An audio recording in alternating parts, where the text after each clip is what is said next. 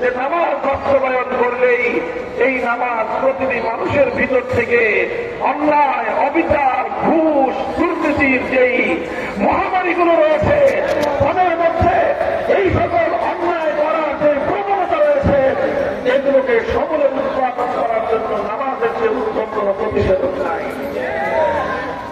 নামাজের মাধ্যমে এই কাজ শুরু হবে। সমাজ থেকে একদিকে দুর্নীতিমুক্ত হতে থাকবে, সমাজের মানুষ দায়িত্ববান হতে থাকবে, সমাজের মানুষ রাষ্ট্রীয় দায়িত্বশীলরা খোদাভীরু হতে থাকবে।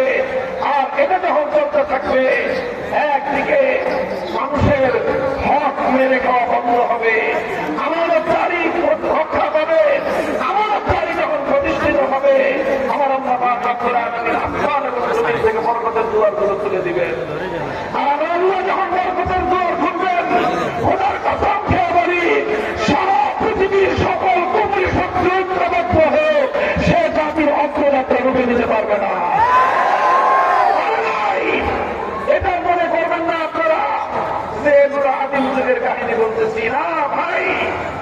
আমার মুসলমান ভাইরা, এগুলো আদিম যুগের গল্প নয়, এগুলো নবেল নাটকের গল্প নয়, এগুলো শুধু ইতিহাসের পাতার ইতিহাস নয়, বরং এগুলো আজ আমি আর তুমি যে যুগে বসবাস করছি 2025 সালের ডিসেম্বর মাসের বাস্তবতা। আমরা মনে করি যে ওই যুগে চলছে আমরা এই যুগে চলবে না, মিথ্যা কথা। এটাই এই যুগের বাস্তবতা।